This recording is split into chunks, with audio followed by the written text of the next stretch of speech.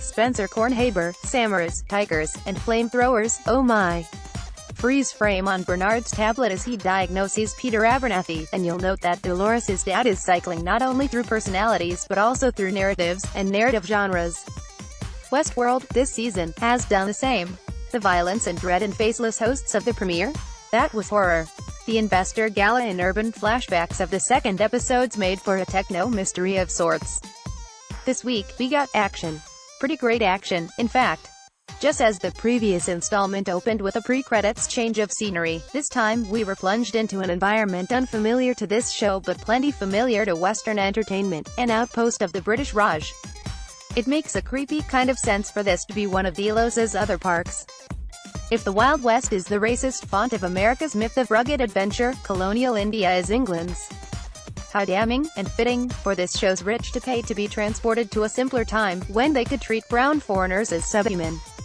The turnaround by the ballet Ganju, as newly unhinged as Dolores' troopers are, thus plays as if it's a multi-layered revolution, of class, of race, of android. Back in Westworld, which, it becomes clear, is just a swim away from Forster World, we rejoin Delos in the process of reconquering its park. 2 weeks after the uprising, Bernard and the corporate squad from the beach made their way into the Mesa HQ, where they found remnants of a slaughter and were greeted by the ever-salty presence that is Charlotte Hale. Still on the hunt for Abernathy, that walking data breach, she seemed to suspect Bernard may have helped him slip away. Bernard, confronted, began to glitch into a flashback to 2 weeks back, when he was still Hale's sidekick. Thankfully, the timelines are a lot more decodable in Season 2 than in Season 1. No, what ensued was a series of fairly righteous set pieces updating Western cliches with sci-fi gizmos. To liberate the prisoners of the villainously mustached rebus, Bernard and Hale turned up his compassion rating as well his firearm accuracy. To win the alliance of the men at Fort Forlorn Hope, Dolores offered them high-powered assault rifles. To escape from Ghost Nation warriors, Maeve's crew unlocked the hidden elevator to one of Westworld's underground passages, astonishing their pursuers. The high point was a showdown between Delos' troopers and the hosts of the fort, with Dolores double-crossing her Confederata recruits, apparently so as to draw the humans into an explosive trap. All this romping was only punctuated, rather than overly suffused with the show's obligatory lectures about consciousness. Again and again, we saw just how committed the woke hosts are to their emotional drives even though they realize those drives to be constructed. Maeve pines for a daughter she knows is fake, Hector makes bold declarations of love written by Sizemore, and Dolores appears to earnestly feel as though Abernathy really is her father. It's not so crazy for them to indulge these pangs. Don't we humans convince ourselves that we want what we want for reasons higher than primal urges, or more noble than self-interest? The encounter between Dolores and Bernard was oddly emotionally resonant, too. For so many years, he was the one interrogating her and evaluating her subjectivity. Now that he's at her mercy, he fully understands the role he'd been made to play all along. The larger implications of that role-playing are still to be revealed, too. What did he see when he broke through Abernathy's encryption? The less than savory results of a project he contributed to, in no doubt. All in all, this season has represented a nice expansion of the show's palette, and a deepening of its story. It made for an especially a nice twist for this episode to end with it traversing to the mountains. Snow, more than tigers, feels out of place in the Westworld we've come to know, and the panic that Sizemore conveyed upon realizing they're in the presence of Shogun World hosts was terrifying. Sophie and David, who do you expect to escape the katana?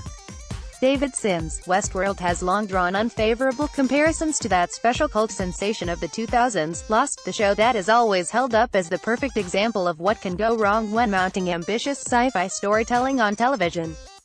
Lost is the byword for a show that asks too many questions and then gets hung up on the answers, or an ambitious story that just can't stick the landing.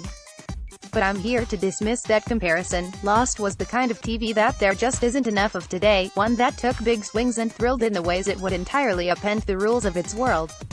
That's what Virtue Fortuna felt like to me. It was action-packed, for sure, but I was mostly delighted by the very idea of this park's worlds bleeding into each other, of the rules of Delos' cloistered little environments melting away. It did feel particularly apt, as you noted, Spencer, that the other environment we saw this week was the British Raj. The two characters we meet here both fancy themselves thrill-seeking renegades, suspicious that anyone around them might be a host and thus daring each other to prove their humanity, and thus, their superiority, before embarking on an ambitious hunt. But once things start melting down and the hosts turn on them, all that confidence melts away.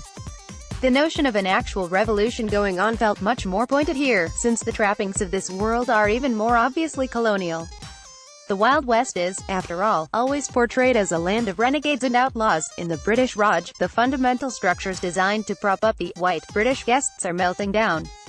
It's a metaphor that pairs well with Season 2's larger plotline, where all the established rules of Westworld have malfunctioned. All of that applied to this week's action-packed pseudo-Alamo sequence, too, what with the zombie soldiers and the automatic rifles. But I confess to being less interested, partly because the traditional stakes of Westworld have dissolved.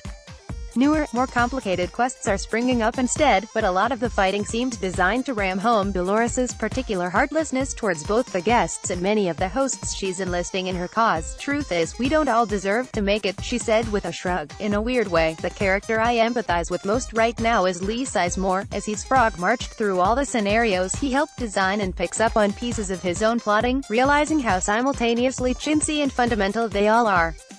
He knows Maeve's attachment to her daughter is another simulacrum, but her consciousness is well beyond the walls he built around it at this point, so who is he to argue with her? As Westworld shakes off the bindings of its first season and redefines the limits of its plotting, Lee is the audience surrogate who thought he knew how everything worked, and is now trying to wrap his mind around how much things are changing. Now, with Shogun World's formal introduction on the horizon next week, those changes really have arrived.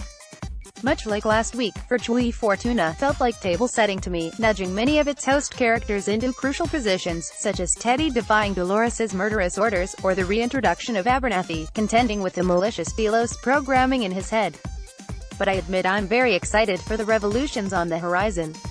Sophie, what do you think awaits us in Shogun World? Sophie Gilbert, well, gosh, probably some violence and some mysteries and some speeches about